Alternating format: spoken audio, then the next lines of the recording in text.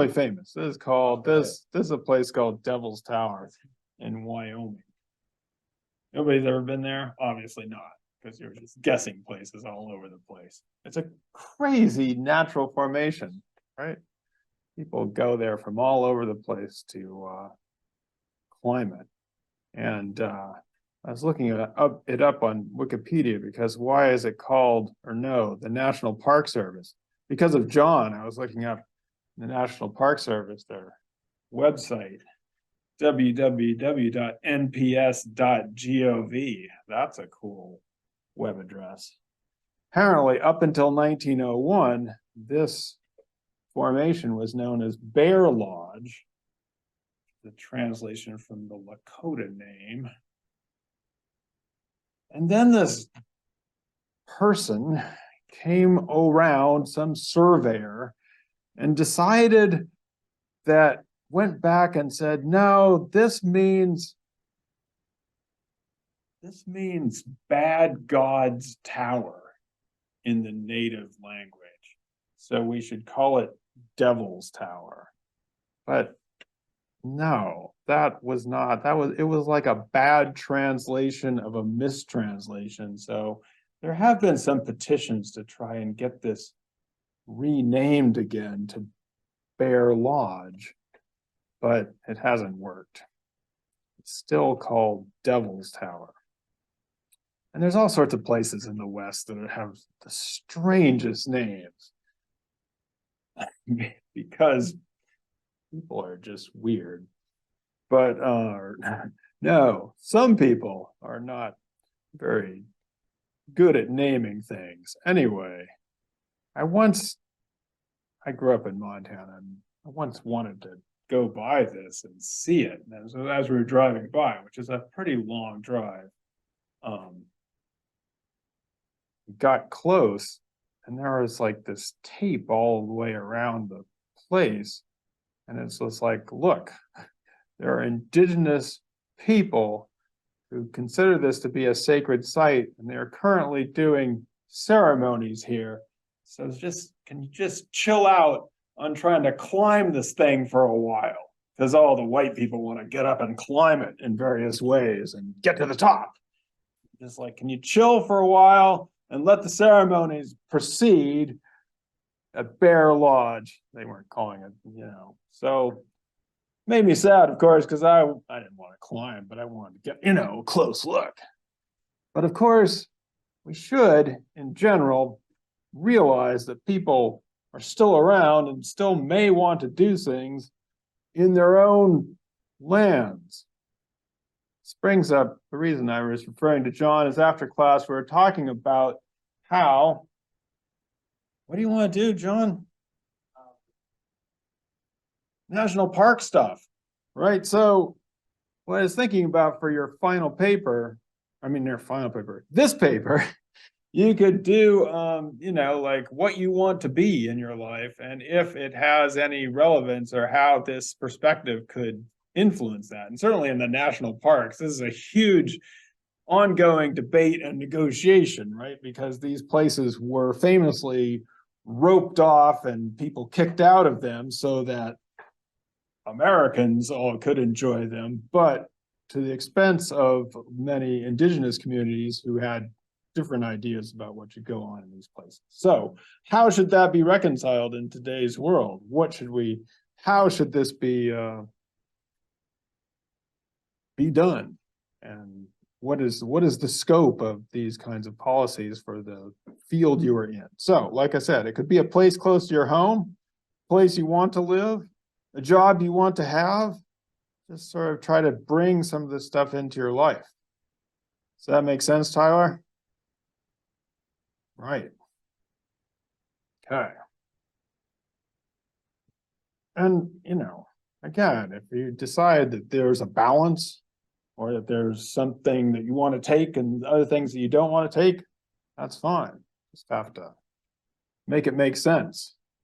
Provide evidence for your position. Say something profound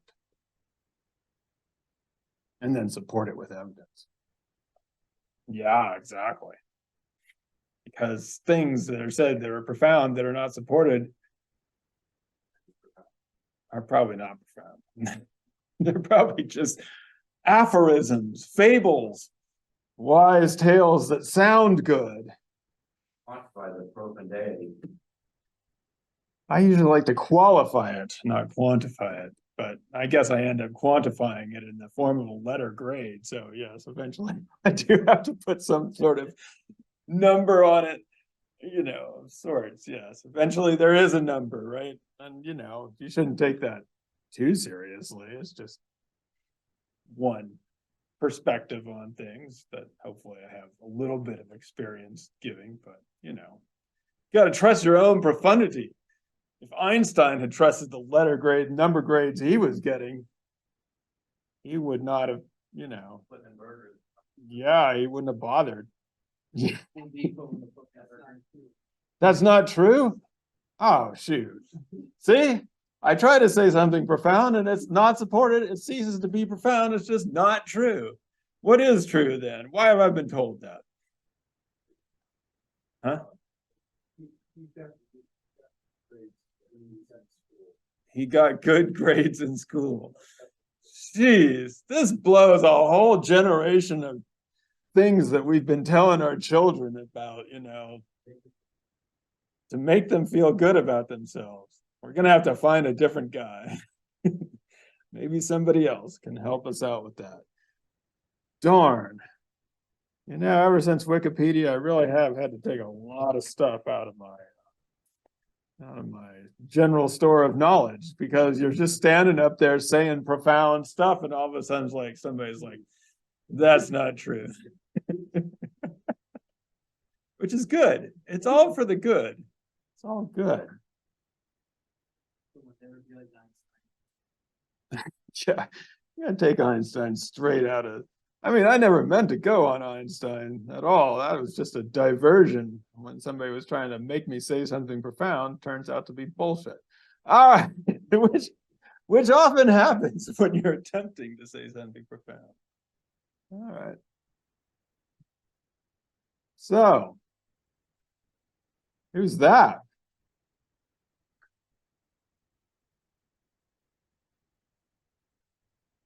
Looks wise, looks profound. Autumn, who's that? As we all know. Who's that? You do know that, you just don't know this picture. You talked about this person. You did. As we all know. He. Well, you know, actually, now that I think about it, maybe I'm making assumptions about that. I'm thinking he, but you know, there was a lot of third and fourth gender stuff going on in indigenous societies of the Americas, but I think he. That really helps with the pronunciation, by the way, that last part. Go for it.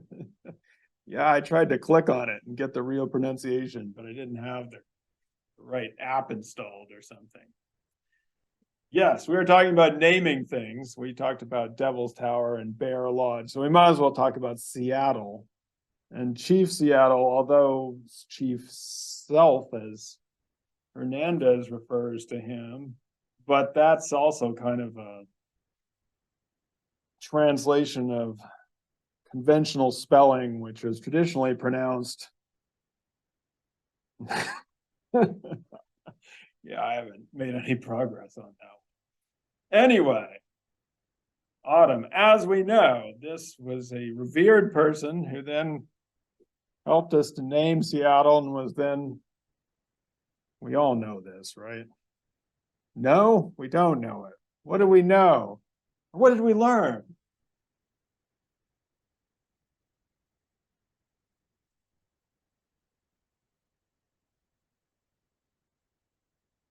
Banned from the city. Banned from the city that named after him. That's not good. It's like going to your birthday party, except for all the gifts are just like coupons. They started coupons telling you get out of the house.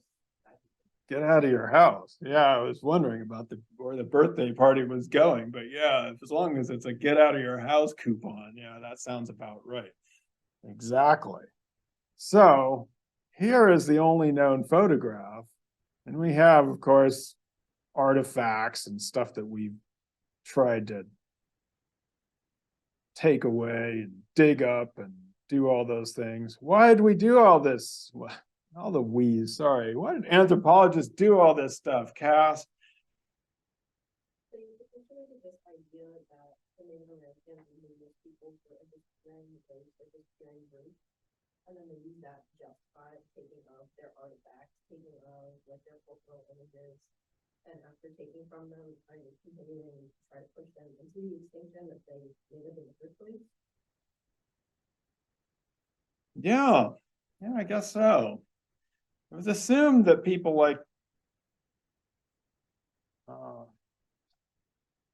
the indigenous peoples were going away. They were all disappearing. And so you better dig up their stuff fast before it goes away, or salvage it, or take pictures, or do these things because it's all disappearing. We talked about this in the last class, the idea. To a certain extent, it was shared, though, I would say, by indigenous peoples. In fact, this Chief Sealth, who had actually, I read a little bit more about him, he had actually converted to Christianity and was most famous for trying to promote contact between and trade between white settlers and indigenous people. So it's doubly ironic that at his birthday party get kicks out of the city because, you know, I mean, he's actually kind of on your side. He's the person who was sort of advocating for contact, but he himself made statements that to the effect that we're going away, our people are dying, you know, and so it wasn't necessarily, it was kind of a shared idea that the indigenous people were about to disappear or were gone or were going away. And Liz, you talked about another aspect of this, about being relocated or put into places. Yeah, I find it ironic that some stories of people being banned from the city where other Native people have been, the government has forcefully removed them from their land, relocated them in many cities.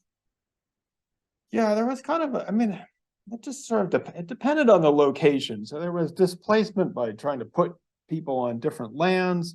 There's also displacement. This is a very common strategy in Latin America by trying to take people from various parts of the land and put them into urban places. We talked about that a few classes ago when we talked about urban ecologies, to sort of destroy people's identity by urbanizing them. But that certainly was an effect here too. So this is something that a lot of people commented on because it's something that is not, we did not know about. There's something else, Victoria, that you didn't know about in addition to this, a surprise. What was the other surprise? The funding and training that the United States government. Yeah, I didn't know what to say about this. I didn't even want to talk about it because I'm so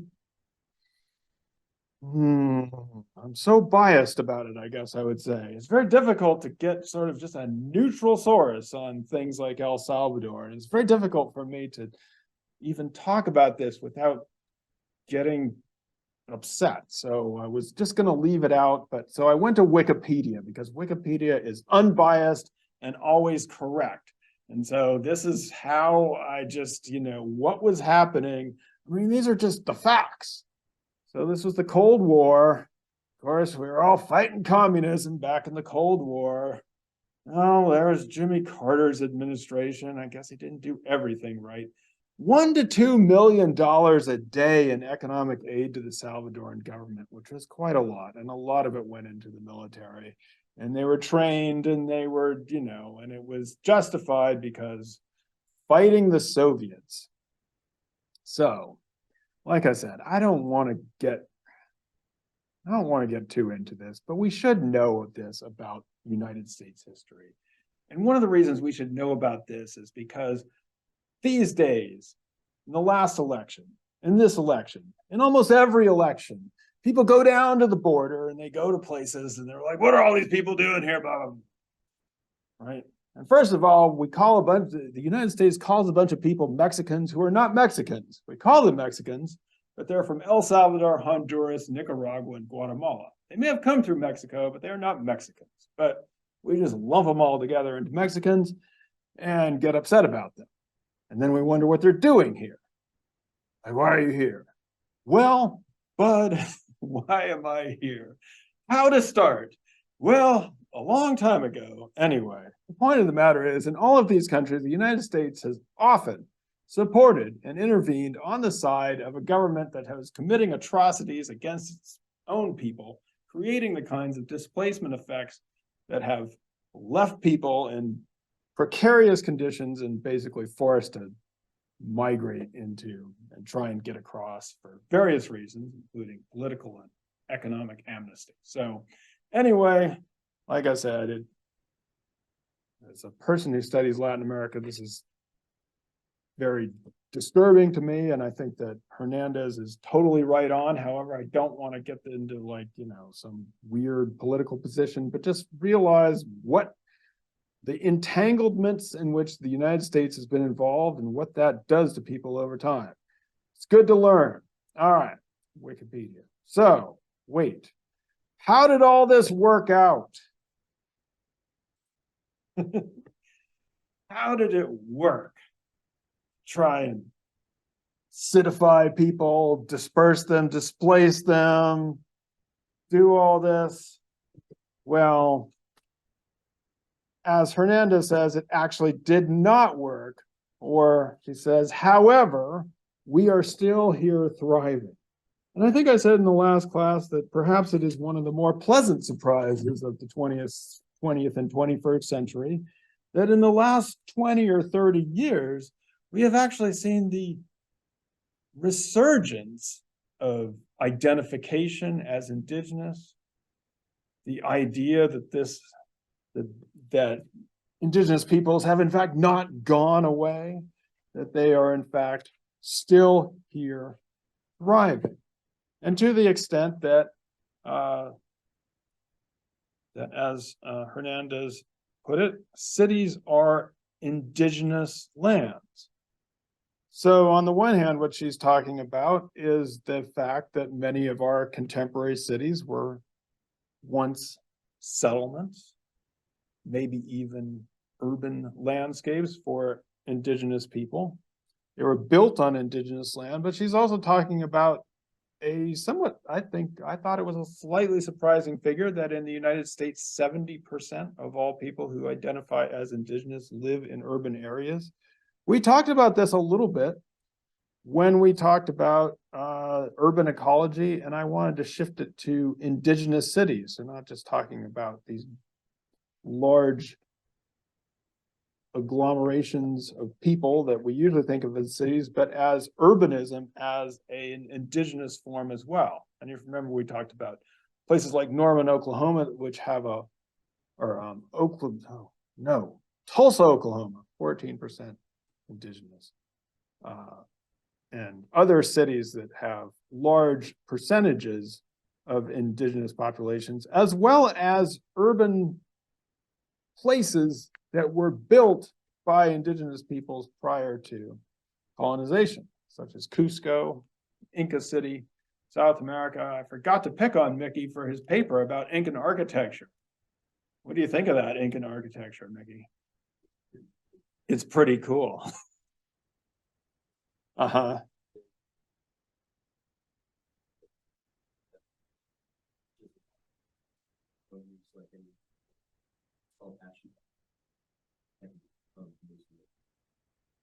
Just stick them together. Yeah. And they fit together. And there they are. After hundreds of years. You want to tell me thousands of years, but really only hundreds of years. Hundreds of years, which is still pretty good. Making it for hundreds of years. Not too bad. Not too shabby. So, yeah, I mean, in some ways, still here and thriving. However, continuing with Mickey, the decision to live in a city, is that just, some people like to be a city mouse, some people like to be a country mouse. that how it works? No. Uh-huh. And then this, fathers and which to go with the military, to go with choice. Forced choice.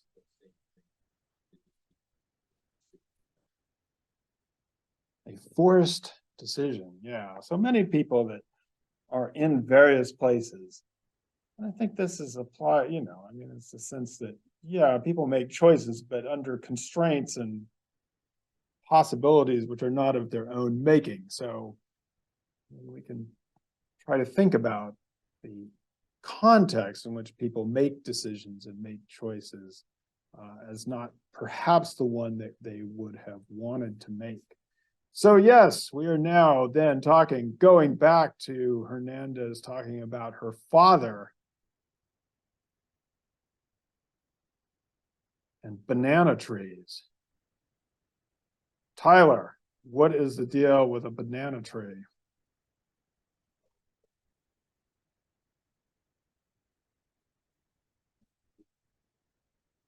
Mm-hmm.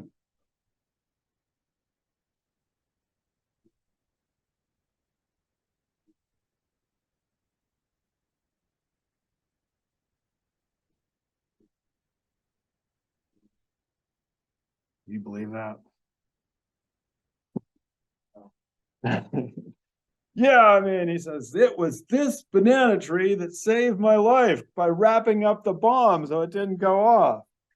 That sounds a little bit. No, man, this is true.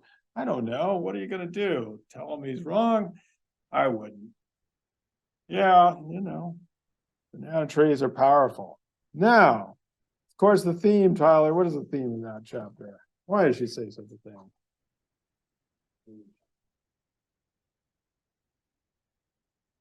Nature protects, yeah, you as long as you protect nature. Or I think she says it better, nature protects us as long as we protect nature. I think we should think of it as kind of a collective thing rather than, but yeah. Bananas. John was very excited because he wanted to know if she would ever talk about the title of this book, Banana Leaves. And on the face of it, you would think, bananas? Why would somebody indigenous to the Americas be talking about bananas? There's a number of reasons why we might think this is not the best choice. What do we know about bananas?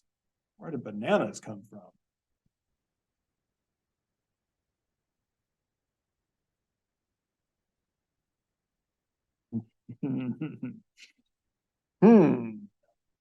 Yeah, they don't belong here. As she says, from the perspective of Western biology, they are an introduced and perhaps even invasive species. Not only that, how were bananas introduced? How were they put in there? Yeah, John. Colonialism. As a matter of fact, they were introduced in the plantation system, right? Trying to make people grow bananas and sell, you know, there's some very famous banana wars and various things that happened in Central America and Colombia and all throughout. Some really brutal stuff that's happened. So this would seem to be, on the face of it, a very strange choice for someone indigenous to the Americas to talk about the benefits of bananas.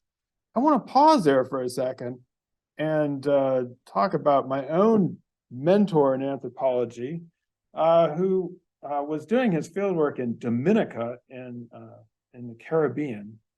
And it reminded me that he talked about this, that the people from Dominica, a very small island in the Caribbean, not the Dominican Republic, that's the other side of it's a small island in the what is called the Lesser Antilles, had basically been under a plantation system and had been enslaved and brought there to grow these bananas. But they basically were able to break up the plantations and over time develop very small scale farming techniques, which they used to be I mean, it's not that they had a wonderful life, but they were small scale farmers. They had their own plots in their own land. They would then sell the bananas to international export, but they were the ones doing the farming and the selling. And this is something that has happened in various places in the Americas where people were able to disaggregate, to break up these large plantations and to find it more as small scale agriculture. So this is a picture, unfortunately, passed away too soon, but Michel Rolfe Trouillot, who I've told some of you, probably many of you, about in various classes, his first book, well, no, his first book was actually in Haitian Creole, but his first academic book in the United States was called Peasants and Capital, Dominica and the World Economy, which is about how people use these bananas to refashion their lives. And it was something I thought about because I forgot to mention this from the beginning, is how someone who is Haitian or Dominican or who looks like Michel Rolfe Trouillot would be included or not in the discourse of indigeneity in the Americas. Hernandez makes a pretty bold statement, which I think some people might find controversial, but it's, you know, it's worth thinking about. It's a pretty bold statement when she says, to me, Black people are included in the indigeneity discourse. Black people are indigenous, and I mean, she's not saying they are from here, but the fact that they have been displaced in somewhat similar ways, but also the fact that if you look at what the descendants of and enslaved people did on plantations throughout the Americas, they basically very often transform them into small-scale peasant or small-scale farms in these times that became very integrated with the landscape. So these, you know, the idea of we talked about the plantation agriculture that was imposed upon the Americas. But after that, the people who had been brought to do this often resulted in quite different relationships to the land that they had eventually took over. Now, again, this is somewhat controversial because oftentimes Africans in the Americas were conscripted for things like conquest. And so it was one of the untold stories, for example, in the United States, is how people that were called the Buffalo Soldiers, Black regiments, were very important in colonizing the West and being sort of the front runners of that and fighting off indigenous people in the Americas. But I think she has a point here. I mean, I think that this is worth pondering about that relationship.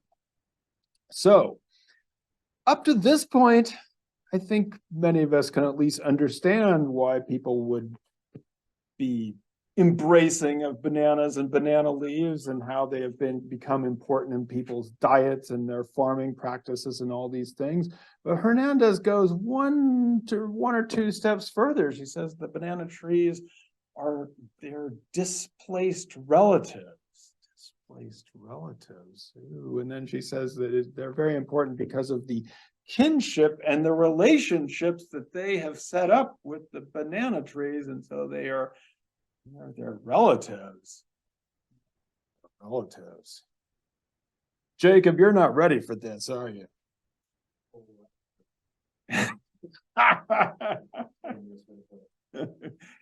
It's hard, right? I mean, it's not exactly what we would think about. We can understand, you know, I'm with her when she's, you know, when we're talking about breaking up bananas and using them for agriculture and uniting it with Western science. But am I ready to do kinship with the banana trees? I don't know if I'm ready for that, right? That's a little beyond what I'm ready to do.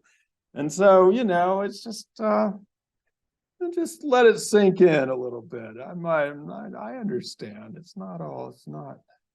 might not seem to be good to be talking about plants and animals as having their own ancestral stuff, because in traditional Western science, we are supposed to maintain the role of the detached or the outside observer, so that the people are observing or outside, detached, objective from nature. Nature is a passive object, and we survey and if we become detached from wherever we're from, we're still ourselves, we're just in a different place. I mean, I grew up in Montana. I don't consider myself displaced from there or longing to return to my land. Because, well, for one reason, it was not really my land at all. But, you know, I seem like I'm the same person. I don't have this intertwining thing.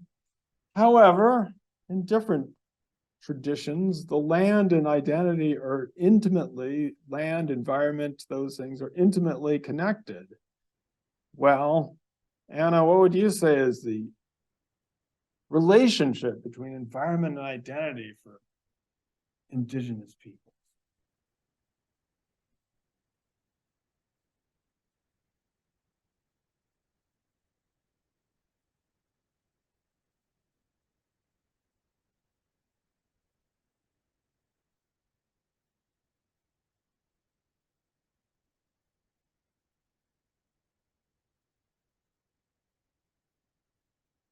There's been different stories, about John and different history who we are as Indigenous people. Yeah, I mean, I think absolutely correctly. We should not assume that it is one thing across various groups. But there's certainly I think you would say an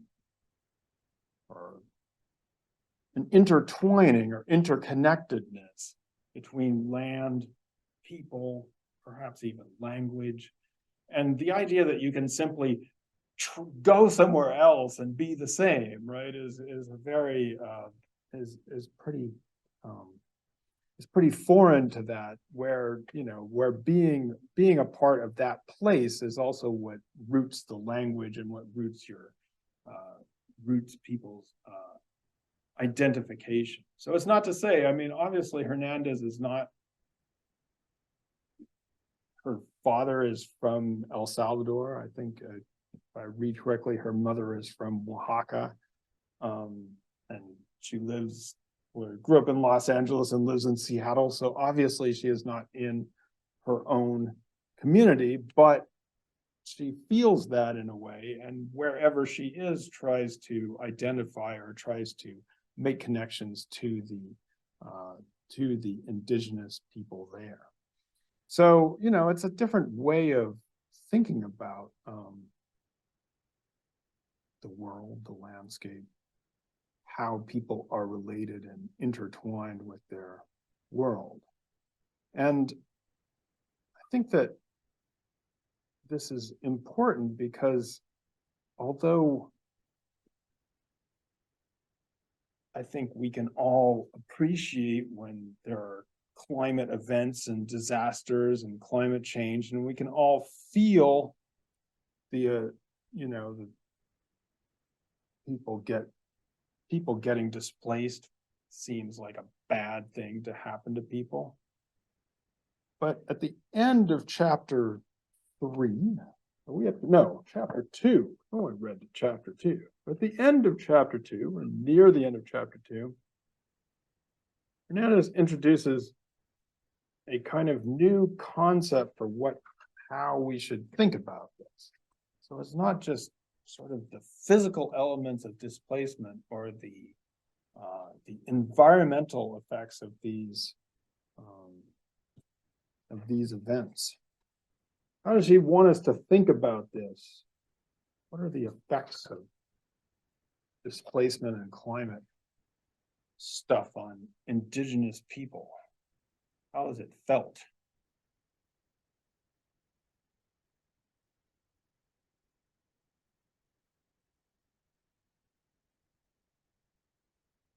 Liam. Huh?